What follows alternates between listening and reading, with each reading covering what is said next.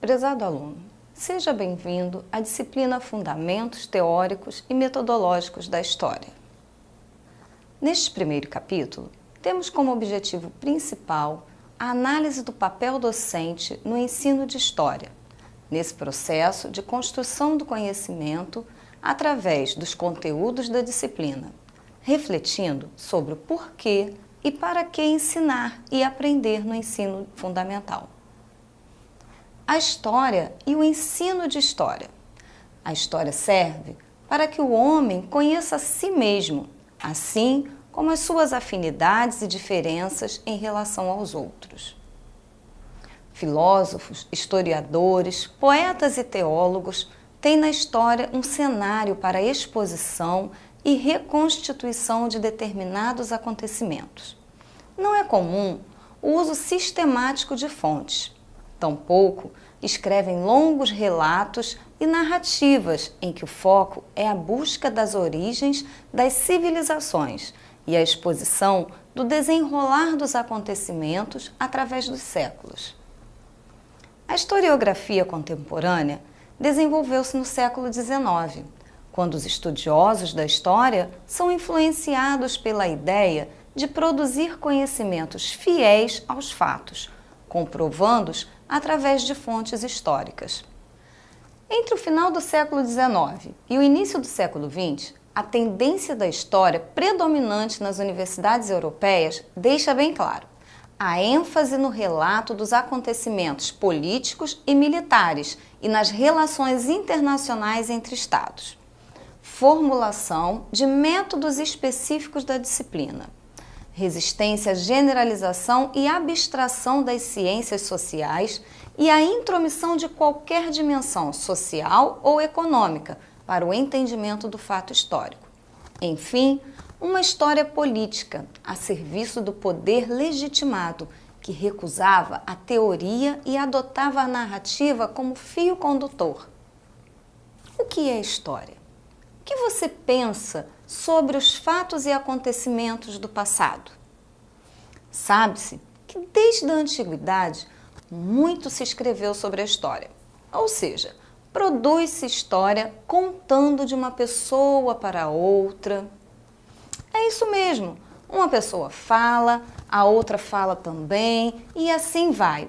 As narrativas e relatos históricos originavam-se da vivência, dos depoimentos orais obtidos no cotidiano e da pesquisa em outras fontes, escritas ou não, que trataram da história ou que se valeram dela para pensar a humanidade. Contudo, os historiadores não produziram uma reflexão sobre o método historiográfico. E ainda era uma história sem reflexão. Foi somente a partir do século XVIII que começaram a aparecer as matrizes explicativas da evolução das sociedades. Com o desenvolvimento do pensamento iluminista, ampliaram-se os recursos de análise e de investigação, abrindo espaço para a historiografia contemporânea, pois, como sabemos, esta é a marca do iluminismo, a razão. Pois é, esta historiografia contemporânea se desenvolveu no século XIX, e é neste momento que os estudiosos da história são influenciados pela ideia de produzir conhecimentos fiéis aos fatos. Mas era preciso comprová-los. Como? Através das fontes históricas disponíveis. E essa comprovação dos fatos foi de extrema importância histórica, pois favoreceu o resgate dos acervos documentais e a criação de institutos e centros de pesquisas, museus, arquivos e academias especializadas.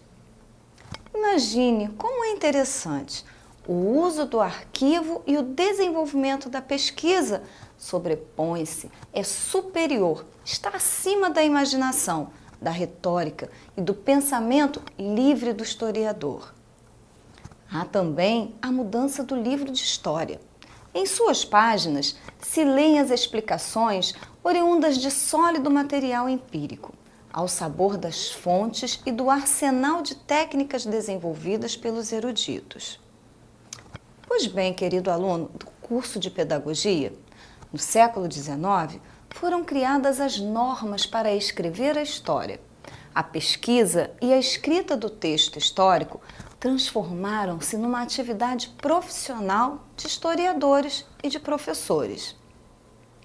A historiografia do século XIX tem suas próprias marcas. De acordo com Júlio Casanova, os historiadores fixam-se no caráter científico da história.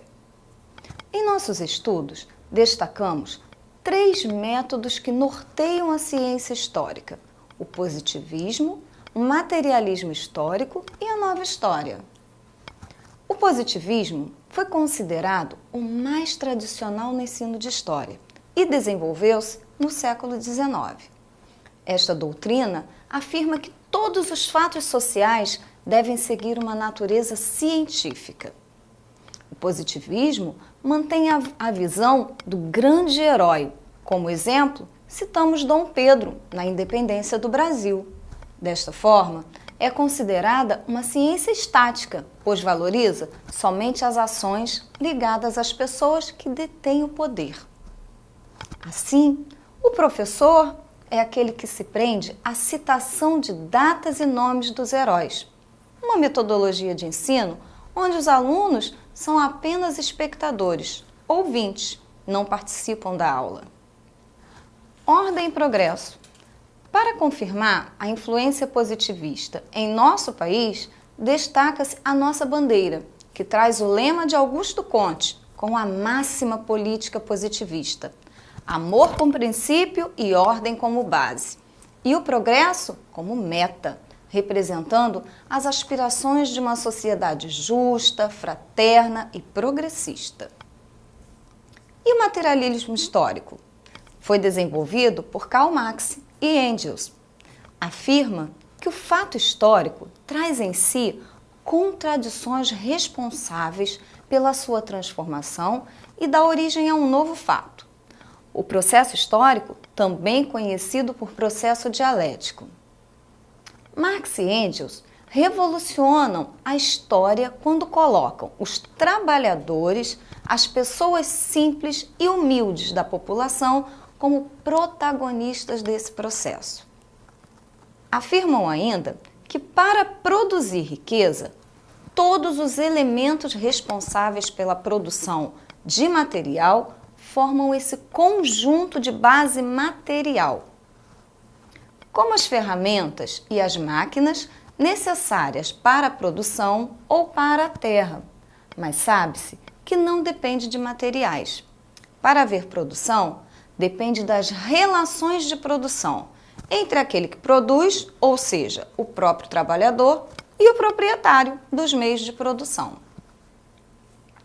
Mas como era de se esperar, surgiram conflitos entre os dois grupos, produtores e proprietários. Esses conflitos levaram a mudanças na infraestrutura das sociedades.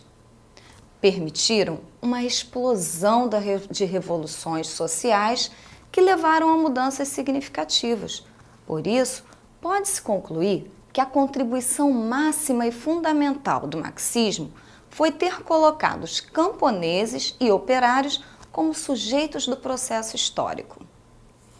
Pode-se afirmar com isso que, em uma visão materialista da educação, por exemplo, a independência do Brasil ocorreu dentro de um processo que teve início com os movimentos sociais que ocorreram antes do dia 7 de setembro do ano de 1822.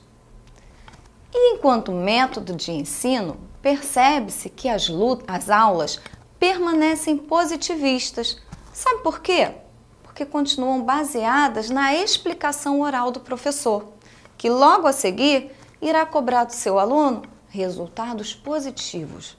O aluno continua sendo agente passivo neste processo. Não se estimula a análise e a reflexão crítica. E a nova história? Esta, conhecida como história das mentalidades, tem provocado interessantes transformações nas pesquisas sobre os fatos históricos. A nova história, segundo a Márcia Hipólite, tem como característica principal a utilização de certos tipos de métodos que irão analisar e investigar detalhadamente as mudanças ocorridas na maneira de pensar e de agir das pessoas ao longo do tempo. Segundo Ciro Flammarion, a história se apresenta hoje como uma ciência em plena evolução. As certezas ou verdades definitivas da historiografia positiva pertencem ao passado. Nova história e a prática em sala de aula. Vamos voltar ao exemplo da independência do Brasil.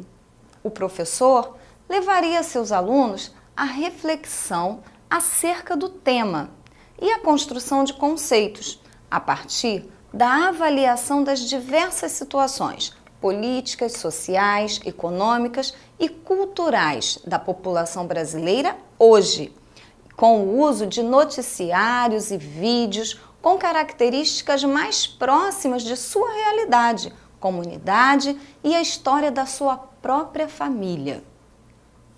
Márcia Hipólite diz que a história é uma ciência que estuda o presente das diferentes sociedades e abre um diálogo com as que viveram no passado, com a finalidade de analisar as mais diferentes maneiras de viver da humanidade em diversos tempos e espaços. Talvez você esteja se perguntando: por que é preciso estudar estes conteúdos de história? Pois bem, o nosso objetivo é levar você, aluno do curso de Pedagogia, a uma reflexão acerca das mudanças ocorridas na nossa história e, ao mesmo tempo, ter a curiosidade de estudar mais a disciplina, ter prazer em ensiná-la e passar este mesmo prazer em aprender para as nossas crianças. Assim, encerramos a nossa primeira unidade, mas peço a você, leia os conteúdos do livro que você recebeu para que tenha melhor êxito na disciplina. Faça os exercícios e tire as suas dúvidas. A videoaula é apenas uma síntese dos conteúdos. E lembre-se, um bom professor é com certeza um bom leitor e o seu aluno se espelha em você. Até a próxima unidade.